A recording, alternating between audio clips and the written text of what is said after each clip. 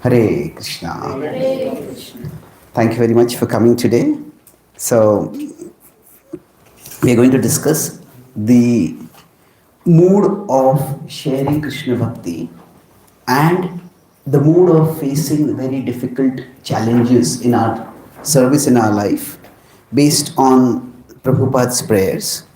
So, in this book, I have basically taken the prayers of the Markine Bhagavad Dharma, which Prabhupada composed when he was on the coast to America, when he was going towards America and he was nearing the American coastline.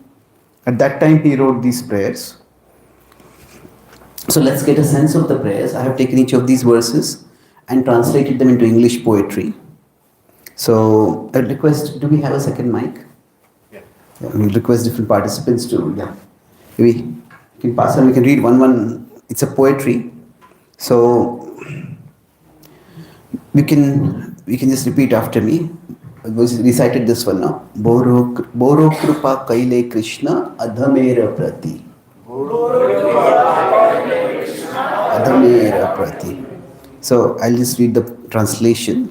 I try to do it in poetic format. Such immense mercy have you shown, O Krishna, upon this soul fallen and forlorn.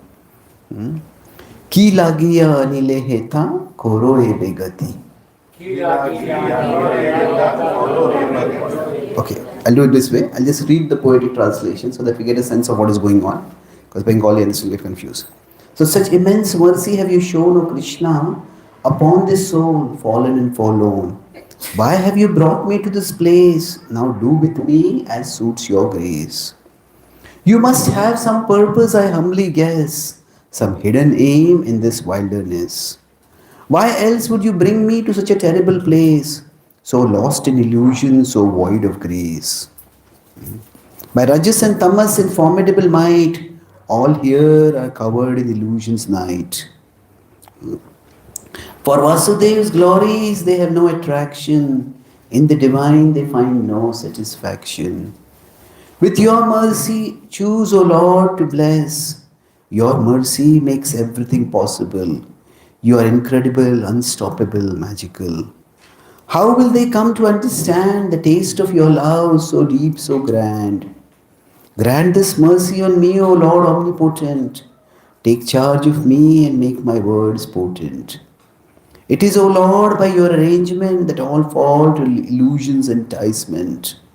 It is, O Lord, by your benediction that all may break free from illusion. When your will manifests as grace, they will break free from Maya's embrace. Then they will understand for sure, O Lord, your message so pure. The Bhagavatam's message is your descent. Through it, your mercy is lovingly sent. If they hear your message again and again, they will rise above illusion and pain. From passion and darkness, they will depart and find true peace in a purified heart. Their misconceptions will depart when your message enters their heart. How will they grasp your message so lofty? For that, O Lord, I seek your mercy. Lowly am I, so small and so small, I have no strength, O Lord, none at all. Yet still you have brought me here to speak your message, O Lord most dear. Whatever your will, O Lord, may it be, please do it now, let it flow through me. O spiritual master of all the worlds, please become the master of my words. You have the power unsurpassable to make my words understandable. Your mercy alone can, O Lord, ensure that my words become potent and pure. Hearing your message will drive away their lamentation. From all distress they will gain liberation. If you have brought me here to make me dance, I am ready, O Lord, awaiting your glance. O my Lord, just make me dance, as is your will, make me dance. As a puppet moves by the master's hand, make me dance, O Lord, as you have planned. Devotion and knowledge I do not possess, just faith in your name and its power to bless. Now make the name Bhaktivedanta shine, fulfilling its purpose by your will divine.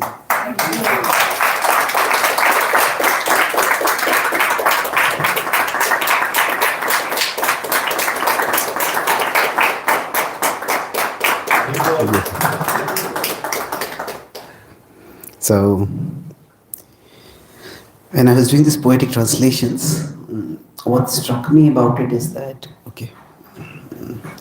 that often the verses we can understand to something and understand the Bengali. In many ways, the Bengali is easier to understand than the Sanskrit in some ways, but still, when we put it in accessible language, one of the characteristics of poetry is that it takes the heart the maximum distance with the minimum words. That is what good poetry is supposed to do. And sometimes it works, sometimes it doesn't. So we would like to travel the distance that Prabhupada's heart has traveled through this series. So I'll be taking this in 4 parts, and we may not be able to go over all the verses, but I'll be broadly talking about how these 4 broad themes, that above us is Krishna.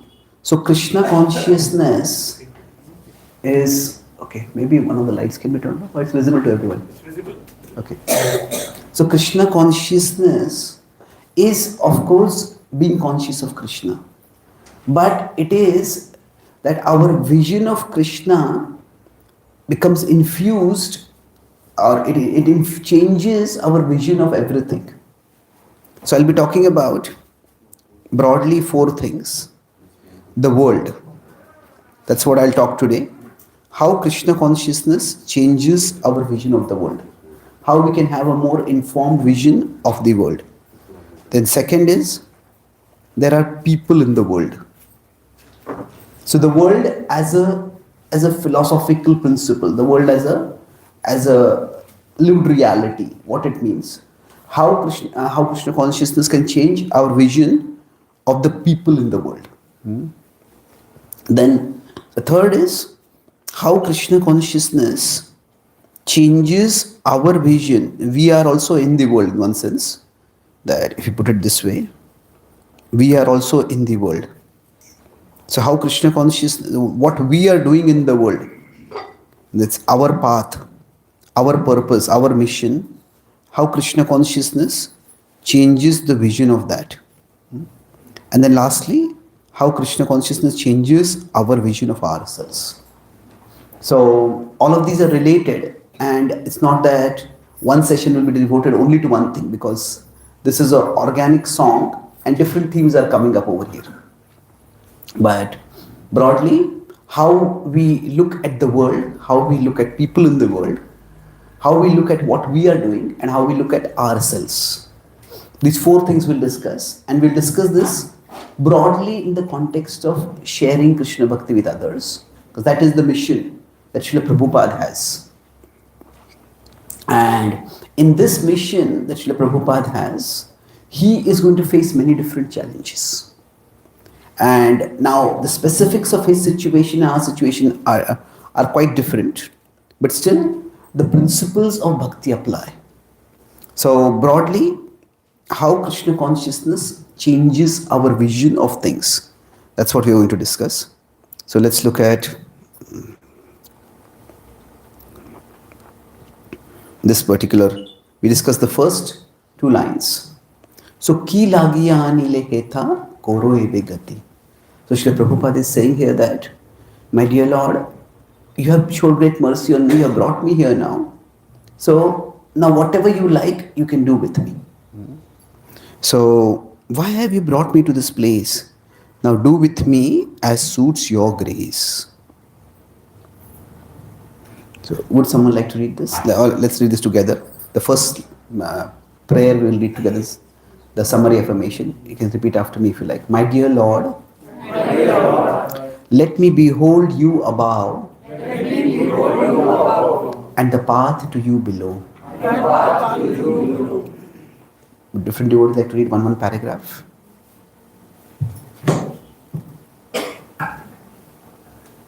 My dear Lord, please bless me to entrust myself into your hands, just as Srila Prabhupada did when he arrived in America, uncertain of what exactly he would do, but certain that you were guiding him. Grant me the conviction that you are always orchestrating my circumstances from above and guiding my steps on the path below. Yes. That orchestrating our circumstance from guiding our path, steps on the world path below. So broadly, when we practice Krishna consciousness, so in general, in each of these things, I'm going to talk about a positive and a negative vision of each of these things and how both of them have their value, and then we'll try to arrive at a balance in it. Now, the world can be seen negatively, the world can be seen positively. So, broadly, the negative vision of the world is that what do you think are verses or points which give us a negative vision of the world? Dukha ilaiva shashvatam. That it is a place of distress. Then it is a place that is temporary. Anything else? Yeah, there are different kinds of distress. We can say there are the 4 kinds of distress, then there are threefold miseries. There are different kinds of distress. Sorry? Another thing about the world which makes it negative? Illusion.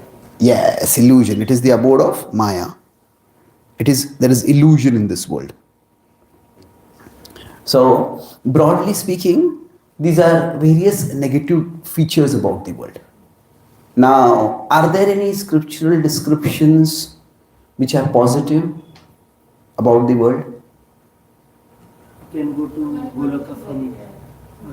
Yes, so it is our pathway to the spiritual world, to Krishna. That this is the world we live in, and through the world we go to Krishna. Anything else? It's a correction center. It's a correction center. So is that positive or negative? You're getting cured. Karma bhumi. Karma bhumi. So let's put it this way, that our choices, this is a place our choices matter.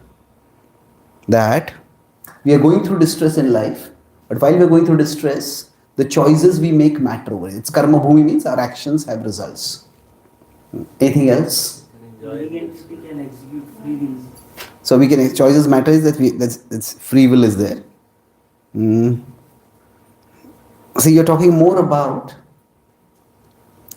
What we can do. yeah, what we can do in the world, which is fair enough, important. But are there anything else which is a feature of the world? All our desires are fulfilled. All our desires are fulfilled here. I Yeah. don't know how to put it, negative or positive. Okay. Yeah, it's a place for us to fulfill our desires. Okay, and let me give some direction for what I'm trying to ask over here. Maybe it's, see, there is now distress. The world is distressful. It's temporary. It's illusion. Because see, all this affects us, but these are features of the world, isn't it? We're talking more about what are the features of the world, and then we can talk about how it affects us. Say, like if you come back from, say, if you're living in Seattle and you come back to Hyderabad. Seattle in America is very cold. Hyderabad is relatively warmer. So now I feel more comfortable here. I feel less comfortable here. So how I feel and how the places, they two are related, but they're not exactly the same. So I'm focusing right now on how the world is, and then we can see how it affects us. So the positive aspect of it is, for example, it is pervaded by Krishna. It's a replica of the spiritual world. Okay, it's a replica. We'll just come to that. Let me explain. Pervaded by Krishna means yatah pravrittir bhutana yena sarvam idam tatam. Krishna is present in this world also. That it is pervaded by Krishna.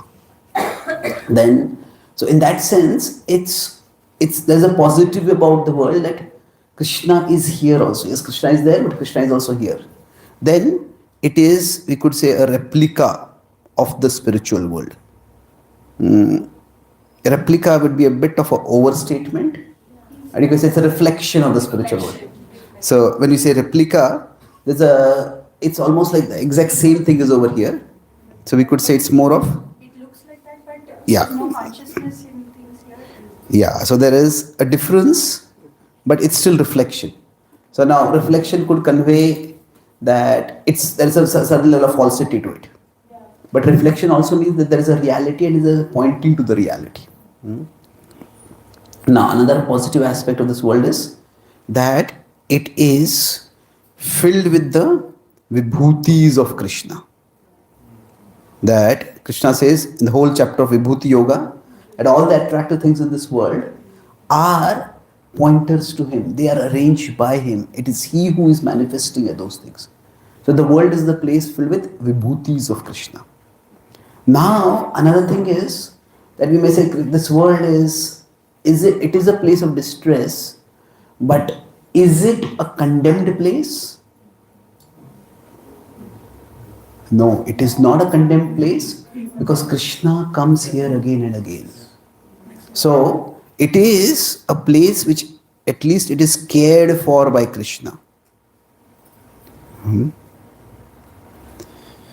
If it is cared for by Krishna, that's why he comes here. And Sambhavami Yuge Yuge. So now there is now when I use the word negative vision, it is more about something which is meant to make us cautious. That this is be careful in this world. But at the same time, if we are only always cautious, there's a very thin line between being cautious and becoming fearful. So we don't want to live in constant fear. So there is one side is being cautious about the world, but if we understand that this world is also filled with the vibhuti of Krishna, this world is cared for Krishna, this world is pervaded by Krishna, this world is ultimately controlled by Krishna, it is moving as per his plan. It is controlled, maybe not immediately because we have free will, it is controlled by Krishna. So then this is what makes us curious about the world. Not curious specifically about what is happening in the world, which politician did what and which sports event who won, not necessarily that level. But we see that Krishna's plan is unfolding in this world also. So we are curious because we can see in this world opportunities to serve Krishna. So to summarize this in one image, if we consider this is the world. So some of this will be a little philosophical, but I'll try to make the concepts as easy as possible. Let's say that we rarely see things as they are. In our vision, there is always the objective combined with the subjective. So what does it mean? If this is the object, now when I look at the object,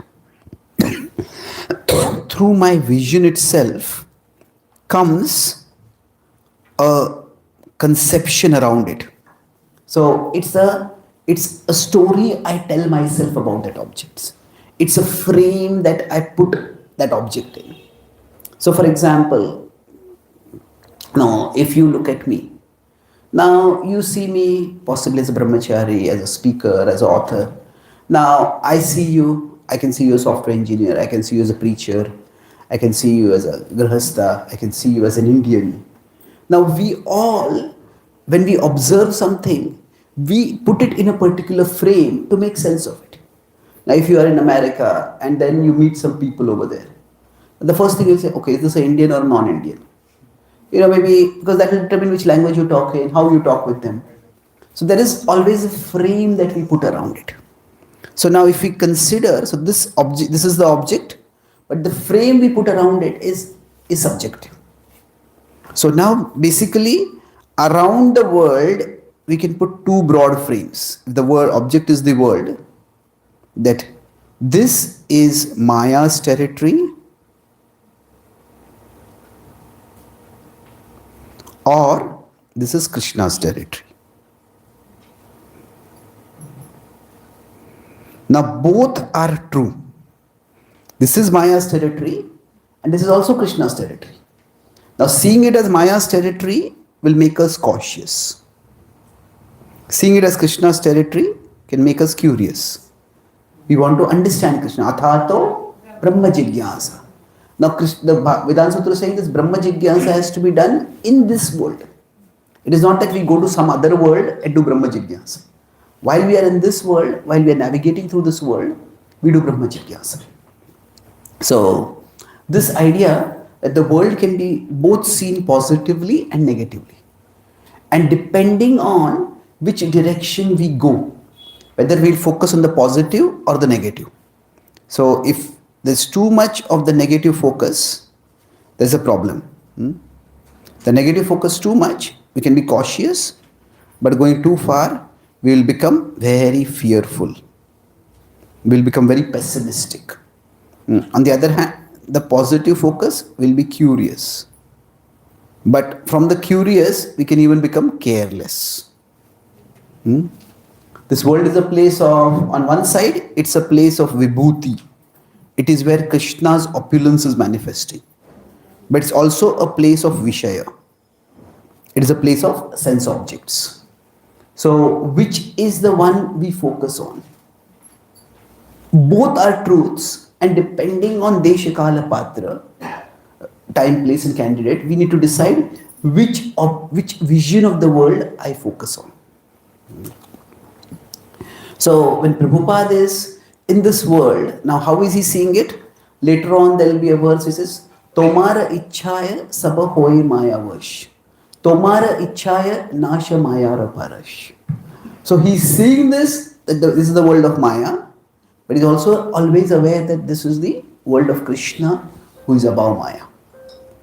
So now, if we consider this is the world of Maya, and this is the world of Krishna. So how do we reconcile both of these together?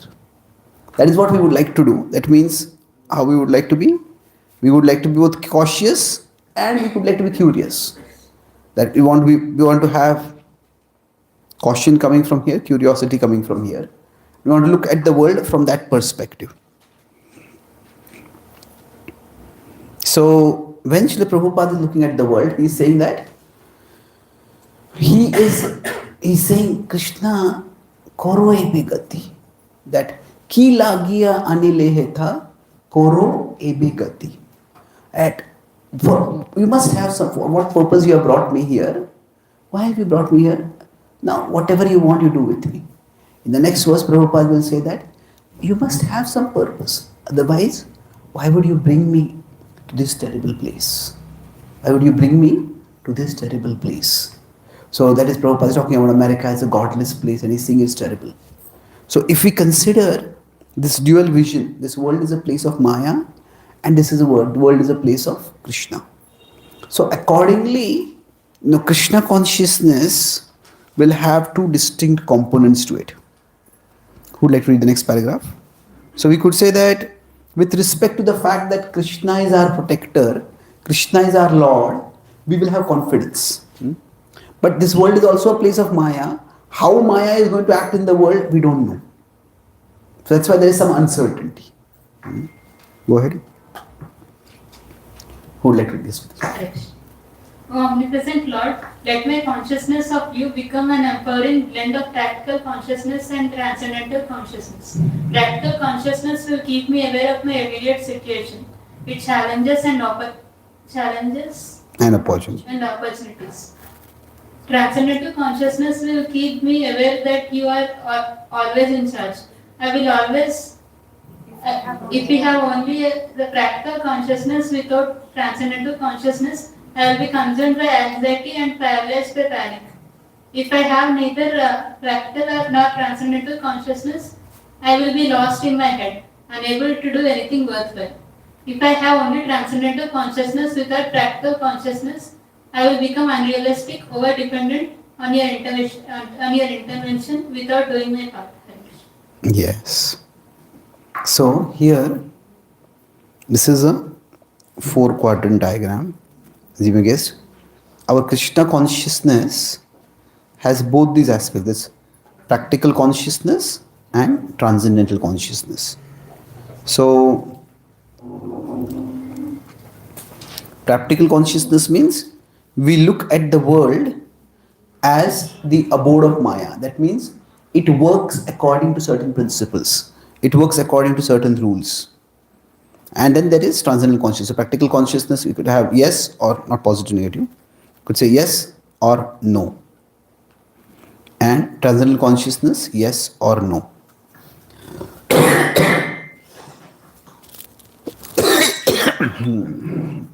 So broadly speaking, if we consider Maham Anusmara Yudhyacha.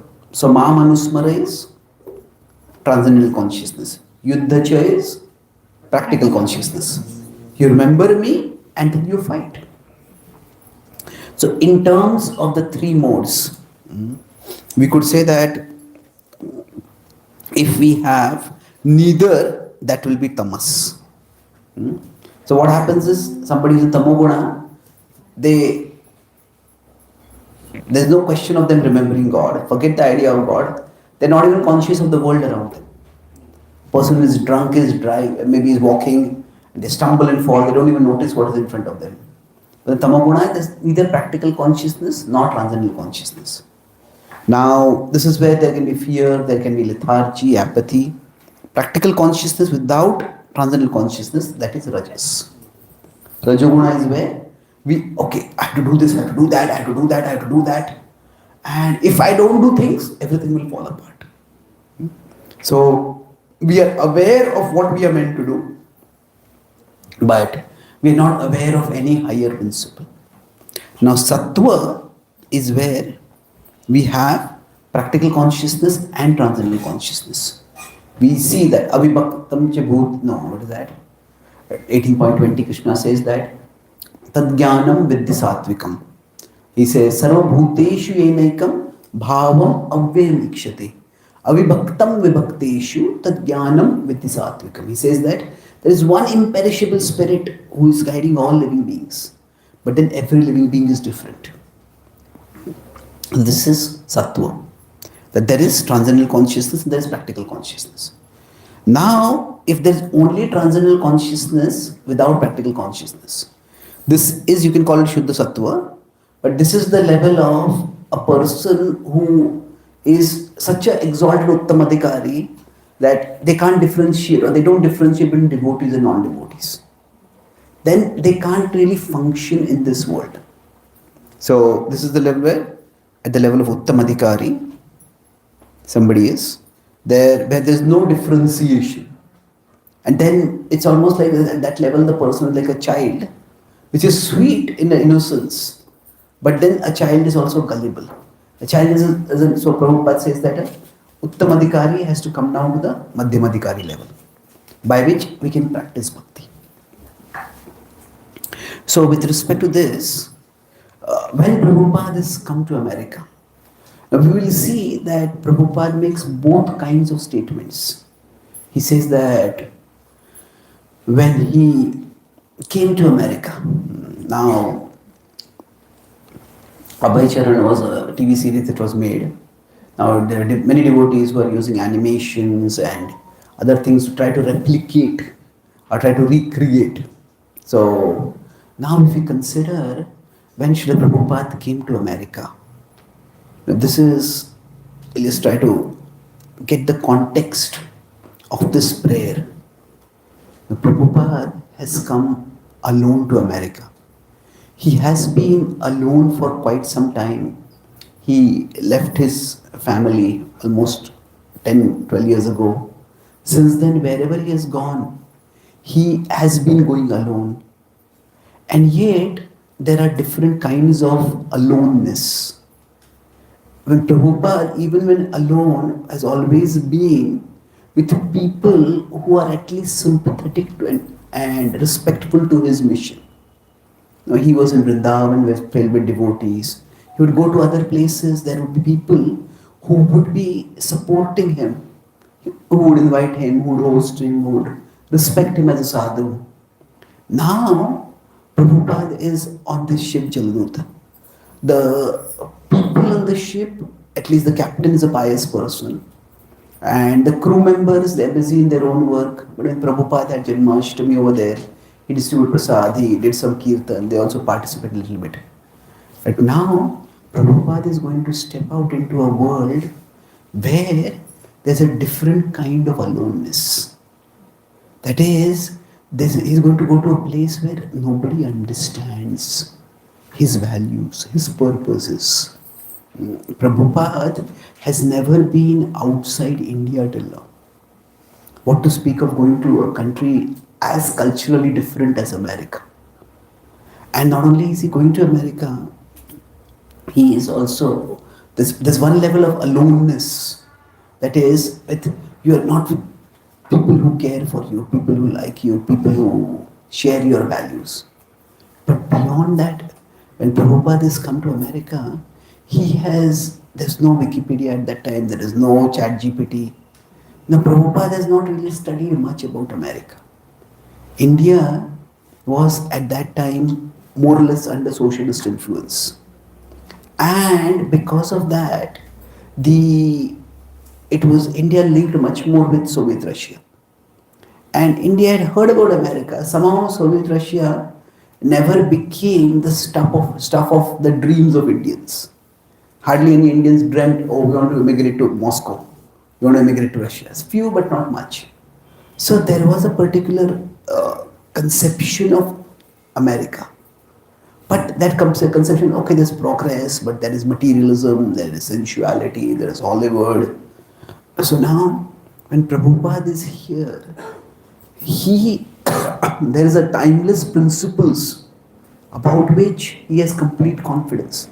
Krishna is in charge and Krishna will take care of things. But in terms of the particular situation he is going to face, there is naturally a lot of uncertainty. He has had. If you look at that particular ship, no, it was a cargo ship, not even certainly not a cruise ship. There are no comforts over there. There's no medical support over there. So he had a heart attack, 2 heart attacks, and he got no assistance in taking care of it. It was just natural recovery that happened.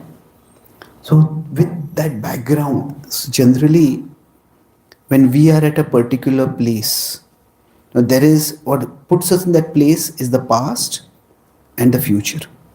The present is constantly at the intersection between the past and the future. Now we can say the past no longer exists, the future will come into existence. So the present is only what is real. And there is truth to that. But if you look at it from a Krishna conscious perspective, if you see Krishna, it is many times in the Bhagavatam, he says Krishna is the Lord of the past, the present and the future. Now, if we look at Srila Prabhupada from the perspective of the past and look at it from the perspective of the future. Now, his future is certainly uncertain. So, he doesn't know what is going to happen. Ache kichu karjatabe ei anuman. That I guess you must have some plan over here. Now, if you look at Srila Prabhupada's life, Prabhupada, there are different people who are of different natures. See, some people like structure in their life more. Some people like more, you could say, more of an unstructured life. So structure means I wake up at this time, I do this activity, then I go this, I go here, I go there. Now some people, once the structure comes in their life, then they can do so many things. And then for them, if the structure is not there, then they feel very disoriented.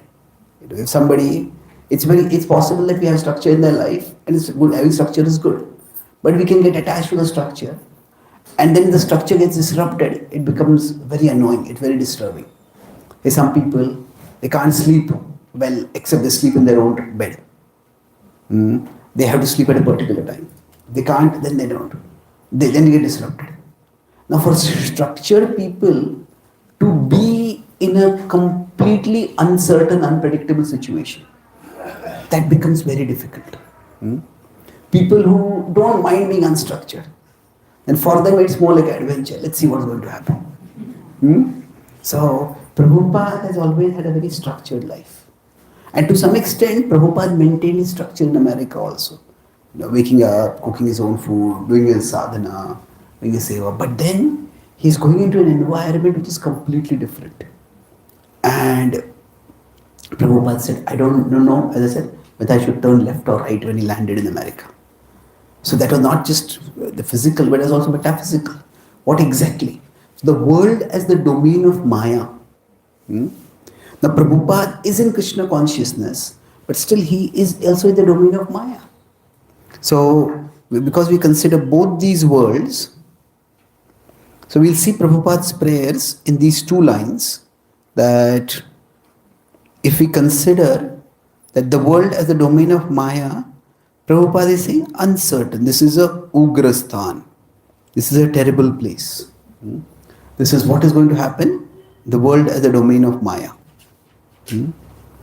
And then, if we see the world as Krishna's domain, with respect to that, Krishna, you have a plan. With respect to this, there is certainty. With respect to this, there is confidence. So in one sense, the whole prayer is basically a to and fro, a back and forth between Krishna consciousness, in terms of remembering Krishna transcendental consciousness, and being aware that this is the domain of Maya. And there is practical consciousness. So transcendental consciousness and practical consciousness. Now if we consider these four quadrants, if we have all of these consciousness, that is the best, both practical and transcendental. Now if you have transcendental but no practical consciousness, then what will happen is we may be pure, but will be pure and ineffective. We won't be able to do much in the world because we're not able to see what is going on in the world. We cannot able to differentiate. So Prabhupada, he will be very faithful to Krishna and aware that this is Krishna's domain, but Prabhupada has to make many practical decisions. Should I stay here? How long should I stay in this person? Should I renew my visa? Should I go and meet this person or that person? Should I spend time with this person or that person? So practical consciousness is something which all of us need to have. Can you read the last paragraph over here?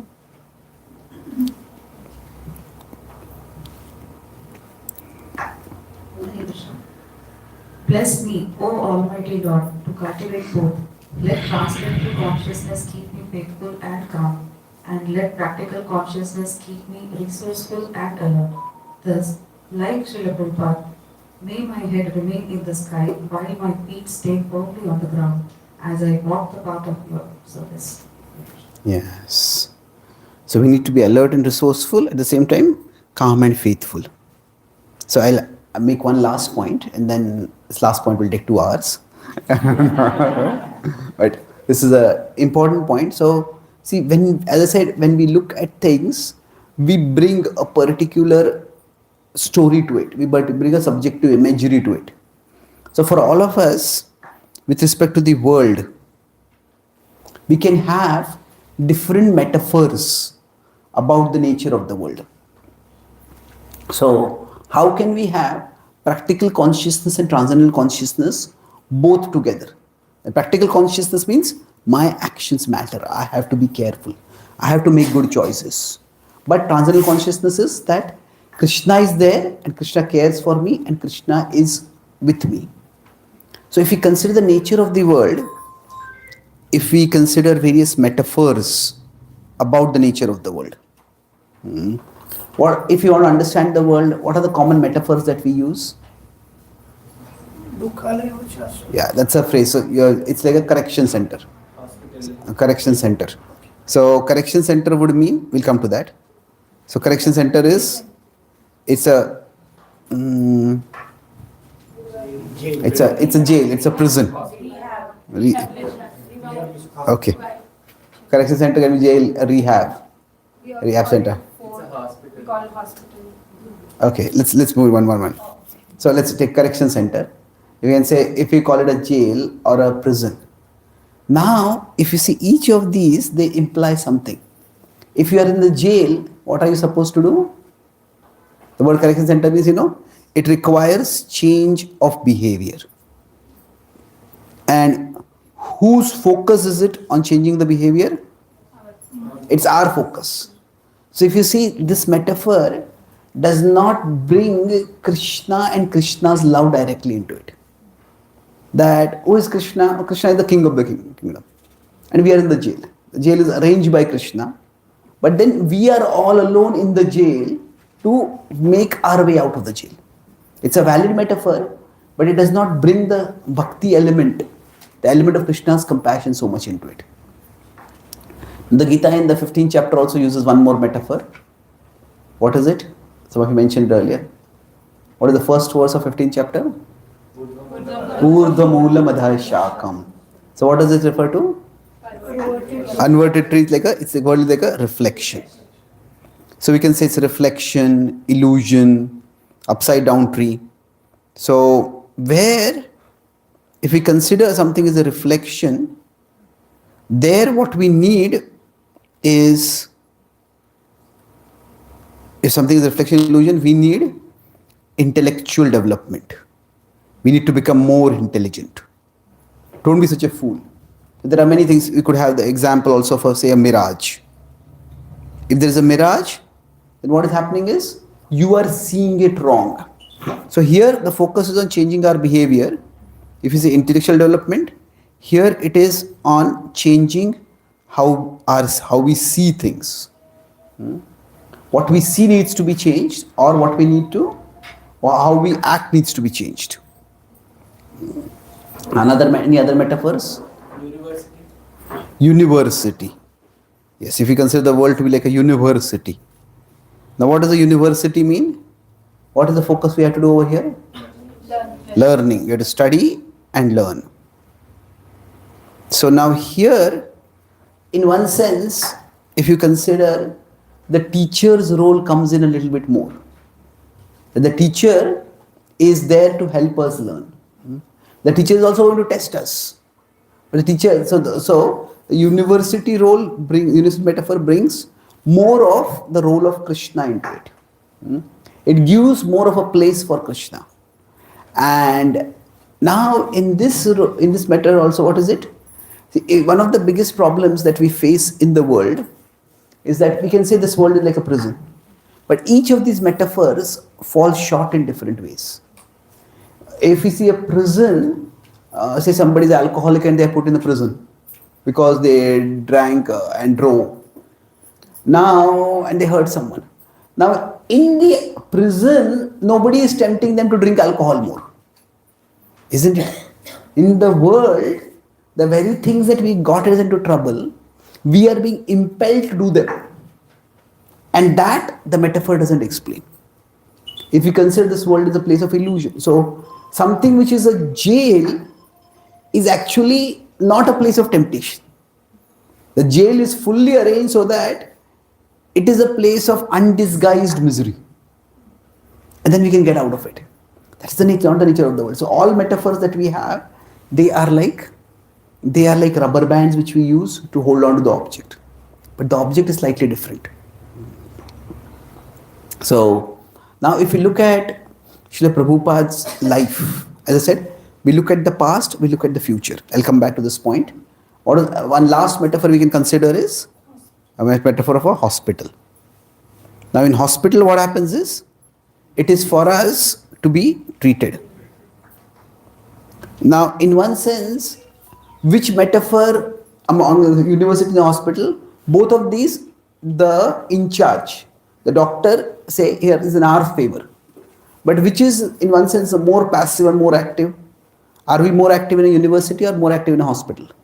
We are passive, but doctor is active. Yeah.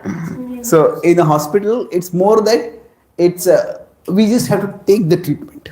In the in the university, it's that we have to do most of the work. The teacher may come and give a class for 1 hour. What the teacher said, we have to study for 10 hours to understand. Isn't it? To understand, to remember. But in both of these, the idea of this human divine partnership, both of this is there. So if you consider the human divine partnership, both of these are seen over here. So now I'm talking about Prabhupada from his past and his future. So his future is quite uncertain for him. And from that uncertain future, Prabhupada is looking ahead and he is looking at the past and looking ahead. And he's trying to decide what he will be doing now. So we want to have a similar situation in our lives where for us there's not so much uncertainty in our future. Of course, everybody's future is uncertain, but it's not that we are going to a completely different place all alone. But at this point, Prabhupada will meet different people. If he'll talk with different people. As devotees, sometimes what happens if you go back over here, sometimes we are only transcendently conscious and not practically conscious. And you think that is Krishna consciousness. No, that is not Krishna consciousness necessarily. I suppose we go to a doctor. Say we have some heart problem. Maybe we got a heart attack and we go to a heart doctor. And that heart doctor happens to be a devotee. So then that devotee doctor assures us, when I want to do your heart surgery, I'll be chanting Hare Krishna. Say, that's nice, but will you do the surgery properly?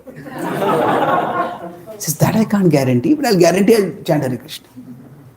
He may say, I want to go back to Krishna, but not so soon. Isn't it? In the world, the practical consciousness is also important. If we do not have practical consciousness, then what will happen is we will get ourselves into unnecessary trouble. So for us, when you do practical consciousness, it's not just, oh, this world is a trouble someplace and I have to deal with all the troubles of the world. It is that actually Krishna is giving me an opportunity to serve him over here. So the world gives us certain facilities, Krishna has given us certain abilities. And for a devotee, how does Krishna want me to serve you? How does Krishna want us to serve him? The curiosity, there are some curiosity channels, there's Discovery channel, there's this thing. Okay, how does this happen? How does that happen? But for a devotee, curiosity has two main dimensions. That is, what is Krishna doing? What is Krishna doing now? Not just doing in the spiritual world. What is Krishna doing now in my life? In my life, in my heart. And what does Krishna want me to do? So what is Krishna doing? That is in terms of the Gyanendriyas. That's we try to observe the world and perceive. What is Krishna doing over here? What does Krishna want me to do? That's in terms of the Karmendriyas. So we will see that when Prabhupada comes to America, it's interesting that as the devotees when Satsarup Maharaj wrote Leela Amrit. So at that time when I had met him in near New York, upstate, so I asked him, Leela Amrit is among my favorite books. I read it many times.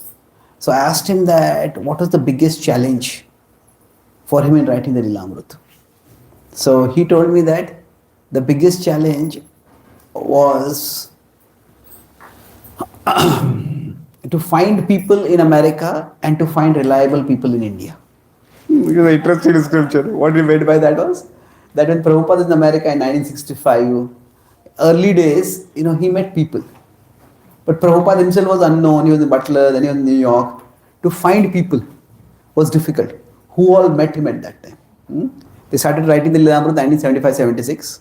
He started collecting data, but mostly he started writing in 78-79. Now he said in India is full with people. Finding people was not difficult. So for example, he told me that he got at least he got 30 people who claimed I was the postman who told Prabhupada write books. So everybody was like, everyone to take credit and pride of position. So finding people was not the problem in India. Finding reliable people was the problem. So there was one, he went to the house of one life member. And the life member said, his life member's house name was Vrindavan. He says, Prabhupada gave this name to my house. And then after that, his son wrote to him Actually, my great grandfather had given this house name Vrindavan. So why did his father have to say that? Maybe just to show that Prabhupada was so close to us. So the idea was to find reliable people was difficult. But either way, there's a different problem. But then what he said is that when he was in America and Prabhupada was going along meeting different people. So at that time, there were two incidents that I'd like to focus on, which illustrates that how this practical consciousness and transcendental consciousness, sometimes they can come in conflict. Conflict means what happens? Sometimes we start feeling that what is practically happening in life seems to be completely godless or completely opposed to what we would like to do. There's no description of Prabhupada ever facing, at least in the early years, facing like a storm or a natural calamity or some environmental problems. They might have been there, but they did not. There was a power, once there was a big power loss that was mentioned in Lamrit. But when Prabhupada was in Butler, Pennsylvania, so what happened is, this was the first place he was staying, and that very place, Prabhupada has lived very purely throughout his life, and now he was going to cook his own bhoga, make his own food, and still what he found was that there, the fridge in which he was keeping his food, in that fridge itself there was non-vegetarian food. And like among non-vegetarian food also, like if you know a little bit about drugs, there are different drugs and they have different levels of severity. So some drugs, little dosage can drive a person completely. An overdose is very easily possible. Person can die. Some drugs, okay, you take them, they're not that effective. So like from a devotee's perspective, there are different kinds of meat also. But the most unacceptable form of meat for a devotee is beef. It's cow flesh. So now, in that same fridge that was there. So now when Prabhupada was saying this, his transcendental consciousness is that I want to serve Krishna. But the practical consciousness is, this is unacceptable. This I want to serve Krishna, but the situation is unacceptable. So now, what happens is, this for us, we are trying to do something and we face something which is unfavorable in our life. So at that time when we face something unfavorable, we are always trying to see, because Krishna is invisible. As I said, if you are trying to understand what is Krishna doing in my life, what does Krishna want me to do with my life? So we are trying to make sense of things from a Krishna conscious perspective. So at that time, the practical suddenly becomes unfavorable or unacceptable. Then naturally, Prabhupada says, Ugrasthane, for him this is a terrible place I am in. But Prabhupada's response was quite nonchalant. He just told Sally Agarwal, think nothing about it. Think nothing about it. He did not want to guilt them. He saw that they are not really interested in becoming devotees. So Prabhupada, we think of Prabhupada as a pushy person, as a forceful person. But Prabhupada is also a careful person. Those were his hosts, they were not really his people who were interested in bhakti. So Prabhupada stayed for some time and moved on. This did not cause us that much of a problem. The second situation which happened, that was much more damaging, and that will lead us to what I'll discuss in tomorrow's session. Which today I was setting a little conceptual ground. But Prabhupada went from Butler, he went to Philadelphia to give some talks, then he came to New York. New York, he was staying at a yoga studio. And each place, it brought some opportunities, but it brought some challenges. So for Prabhupada, there could be many things which could be opposing, which could be discouraging. Generally speaking, for us, the problems, some problems are expected and some problems are unexpected. Which problems are more difficult to deal with? The unexpected problems. So for him, knowing that people eat meat over there, people engage in all kinds of unregulated activities, he knew about that, and that was an expected problem. But when Prabhupada from New York came to the Lower East Side, and when he came to the first he came to the Bowery, then the Lower East Side. In Bowery, what happened basically? First person who was about to become his disciple, David Allen, he turned and he attacked Prabhupada. He went crazy with anger. With not anger, it was like a drug-induced mania. He himself didn't know what he was doing. And when he attacked Prabhupada, there was nothing that Prabhupada could do. He just had to leave that place. And leave that place at that time. It's not just, okay, he's homeless now. It is that it was the biggest challenge to his mission at that time, because is even the mission possible? His godbrothers had gone to UK and they said that this is not going to work. That's what they told Bhaktivedanta Thakur. These people can never become devotees. And that statement had very much displeased Bhaktivedanta Thakur. So that statement would have been there. If a person can turn on you and attack you like this, and that is also the first person you invest in, and say somebody goes to a poor locality where there are poor people and you start offering free tuition classes for them. You're going for their benefit. And the first person over there, the first student seems to become serious, that person tries to attack and drop you. So why am I here at all? What am I doing over here? So Prabhupada had this positive vision of the world, that he's like a teacher in the university, he's like a doctor in the hospital. But are these students ever going to learn? Are these patients ever likely to be cured? Now that was the second session we'll be discussing. For all of us, this positive vision of the world is what we need as devotees. That okay, this is a world of Maya and we want to leave this world, but at the same time, this is also the world of Krishna, and we want to bring people to Krishna. So I'll quickly summarize what I discussed, and we'll continue tomorrow. I discussed 3 main points. The first point I discussed was about how when we look at Prabhupada's prayers, that Prabhupada has now gone to America, and when he is there, we look at the world. That's what we are focusing on. The world can be seen as the domain of Krishna or the domain of Maya. And when we see it as the domain of Maya, that's subjective. You see the domain of Krishna, that's also subjective. The objective reality is the world is what it is. But this will keep us uncertain. This will give us some level of certainty. So we don't want to see it just negative. We don't want to see it only positive. So only negative will make us fearful. Only positive will make us careless. In between is where we can be both cautious and curious. So with this understanding, then I discussed the second point was about practical consciousness and transcendental consciousness. That how we need both in our practice of bhakti. And yes or no. And Prabhupada is going to exhibit this particular level of consciousness. This is the best. And then when we face obstacles, the obstacle is when the practical consciousness is going completely against our transcendental consciousness. Transcendental consciousness, I want to serve Krishna, but the practical situation is saying, this is a terrible place, this is an unacceptable place, I can't function over here. So when that existential tension comes up, what do we do at that time?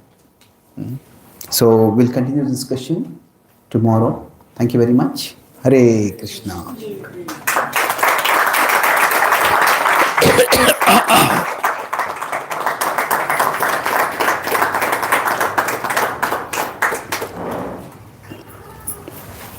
So as I said, today was a bit more conceptual. I wanted to lay the ground, but from the future sessions, I'll also be drawing some parallels of Srila Prabhupada's life with the Mahabharata, with the Ramayana, with other Bhagavatam characters.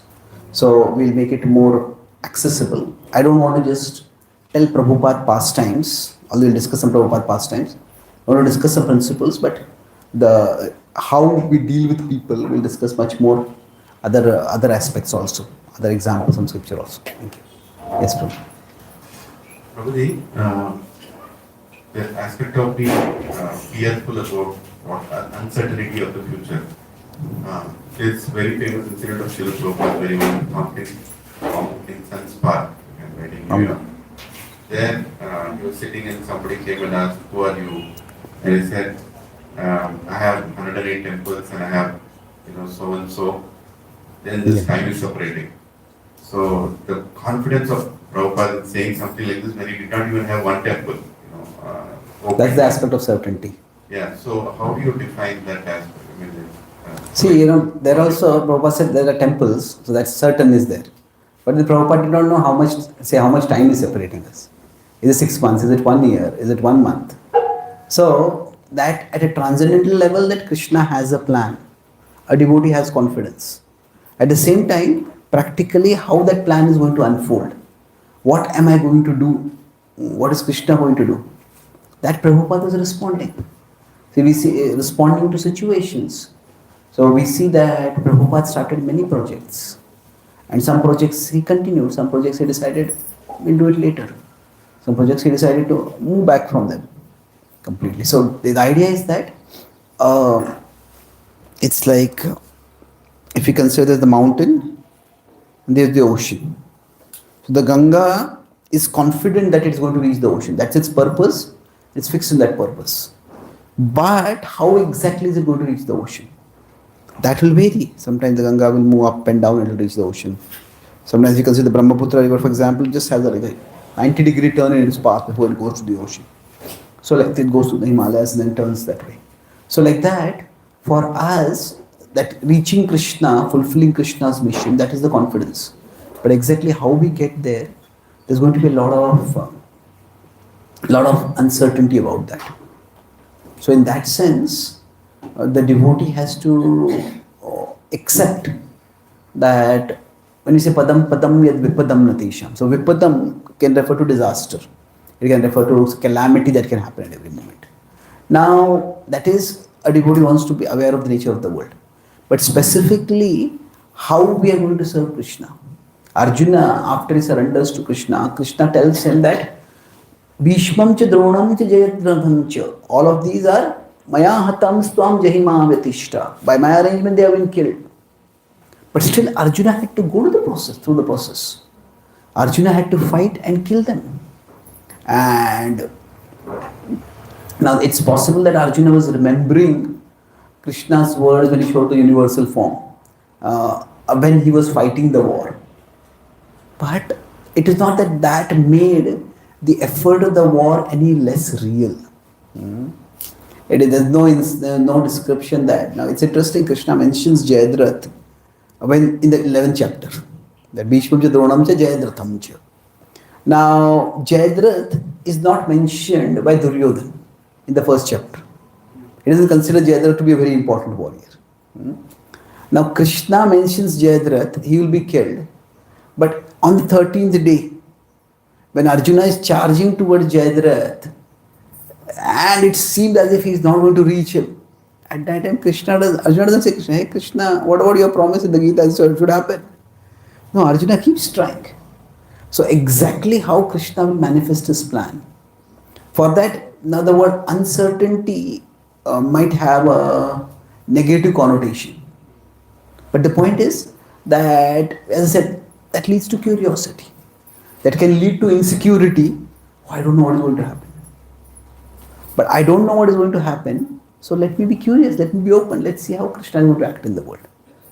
So Prabhupada tried different things. And some things worked, some things didn't work. So Prabhupada started a political party, as we know. The political party didn't work. And it did not, you can say, not that it didn't work, it needed too much work in terms of especially the financial investment. And Prabhupada said that this devotee Balwant Prabhupada told him that you can become the next president of America. And then he started doing enthusiastically campaigning. He was campaigning for a senator's post. And then after some time he came to Prabhupada. Prabhupada, are you no longer enthusiastic about a political party? Prabhupada called the political party, In God We Trust. So he said, I am enthusiastic, just don't ask me for any money. So what happened was, especially in America, but other parts of the world also, America, they have this CPAC, they call it, what is the the political action committee. So every candidate is funded by a large number of people, and it's like they call it the political war chest. Like when you go for a war, the king has to have treasure. Like a political war you're going. So Prabhupada saw how much money is required for actually campaigning, for promoting. Prabhupada decided we don't want to spend the Lakshmi that we have for which we have gone through book distribution or whatever for in that direction. So the point was exactly how things were going to unfold. There was no certainty about that. Am I answering your question? Yes, yes, yes. Yes. Hare Krishna, Prabhuji. My question is like,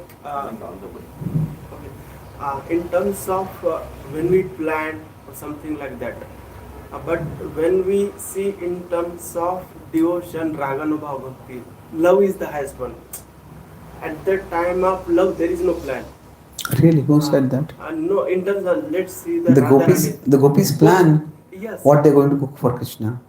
Yes, but in terms of what I want to say, when you are in love with someone, at that time, if I'm in love with Krishna, I didn't think about future. In terms of practically surrender, in what we say, but Okay. at this time we planned and something like that. I don't know. Okay. So if we are loving Krishna, we are surrendered to him, at that time we don't think about the future. Well, that's one way of looking at it. There's some validity to that. We don't worry about the future. That Krishna is in charge of the future, so we don't have to worry about it. That's one way of looking at it. Another way of looking at it is that in the future we are meant to serve Krishna. And then what is required for the service of Krishna, we want to make sure that it is there.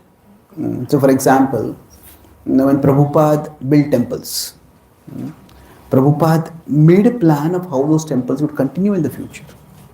So for example, when he built a temple in Vrindavan, he recognized that then not many donations would come because the Rajavasis are not going to give donations.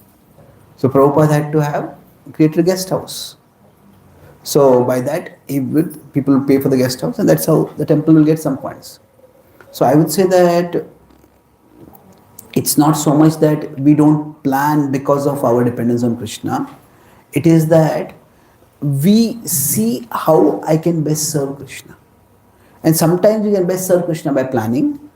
Sometimes we can best serve Krishna by submitting. Krishna, I don't know what is your plan, so I submit to you. It's like I was going to give this example a little later, but let's see. Sometimes we say we don't know Krishna's plan, and that's true. But it's important to understand that our not knowing Krishna's plan is also a part of Krishna's plan. It is by Krishna's plan that we don't know Krishna's plan. What do I mean by that? That now recently, that last 1-2 years, there's been a lot of war in the Middle East. Conflicts has been there. So I have a devotee friend from Israel whose brother works in an Israeli spy agency, Mossad. So when they had attacked Iran, so what happened was they had their spies in Iran, and those agents, they disabled the entire anti-aircraft defense system of Israel. And that's of Iran. That's why when they came over there, they just had the complete control over the skies. But the point was, in this plan, they said that generally those agents who go out there and plan, they know what they are to do. And they are very well trained for doing what they are to do. But none of them knows the full plan. Because if one of them is caught by the enemy will torture them, and then they will take out all the secrets. And then all the agents will be endangered. So that nobody knows the full plan is a part of the plan. So now in our case, there's no torturing to extract secrets. But the principle is that in our case, it is more that Krishna's plan is so big that we can't understand it. So sometimes a particular agent may have a lot of clarity. Okay, we are 100 people going here, I'm going to deal with this, you're going to do this, you're going to deal with this. Sometimes that same agent may be sent on a solitary mission. And then this is what you're supposed to do. What is this part of? No, you don't need to know that. It's like, what is it? On a need to know basis. You don't know it. So in our life, it's like that. We are part of a bigger plan, but exactly what that plan is, sometimes we know more of it, sometimes we know less of it. So for us, if we know the bigger picture, then we have to play our part in the bigger picture and understand it carefully. But if we don't know the bigger picture, then worrying, oh, is this the plan, that the plan, that the plan? No. If you're not told about it, then just move forward. Do what you can in that situation. So coming back to the specific answer to your question, my point is that we can work both ways in Krishna's service. That we work to serve Krishna by facing our situation. And sometimes there is very little we can control, there is very little that we know, and then we just take one step at a time. But sometimes we need to make plans. So those kings who build big temples for Krishna, they didn't worry so much if in future invaders will come and destroy the temple. But if I start building the temple, how will I have the treasury to build the next part of the temple? What will I be doing? They created them. So this planlessness, is that a sign of surrender? Well, yes, but that is not the only sign of surrender. Because sometimes the surrender may require acting according to a plan, isn't it? So if you are a part of a team and you're told do this, do this, do this, do this, then we have to act according to the plan. Sometimes if we are leading a team, we have to make a plan. But sometimes, okay, this is a situation, deal with it. And planless acceptance of the situation. So I would say that when we say don't make a plan, or as devotees devotees don't make plans, the point is more that we are not so attached to our expectations of how situations should be that we can't see how Krishna is acting in our life. So that is the main problem over there. Okay. Shall we stop here? Okay. One last question. Yes, for last one. Yeah. Hare Krishna. Thank you very much, Prabhu. Wonderful. Srila Prabhupada is in action, Suddha Sattva, is Uttama Adhikari. But if you see all the examples, okay, he's very practical and he's very. So he comes down to Madhyama Adhikari. He could not have gone to America if he had been a Kanishta, if he had been a Uttama Adhikari at that platform. Prabhupada says also that. An Uttama Adhikari cannot preach. For Uttama Adhikari, everybody is in Krishna. So that they are in Maya, for Uttama Adhikari, Maya is incidental reality. So even if somebody is dancing to Maya's tunes, Maya is also dancing according to Krishna's tunes. So it's like according to, yes, they will dance according to Maya's tune, and after some time sometime maybe many lifetimes also, then they will come to Krishna. So pure devotee not a pure devotee, Uttama Adhikari cannot preach. Uttama Adhikari has to come down to the Madhyama Adhikari level. So he has come down and then preach. Yes, definitely. Okay, thank you. So thank you very much. Srila Prabhupada ki, Shri Krishna Bhagwan ki, Gaur Bhakta Vrinda ki, Itai Gaur Premanande. So in tomorrow's session, I'll be discussing about how, when we look at people, how we see them positively, negatively and positively, and how we can try to come at a more balanced view. How Prabhupada looked at people, especially when he was in America. Thank you.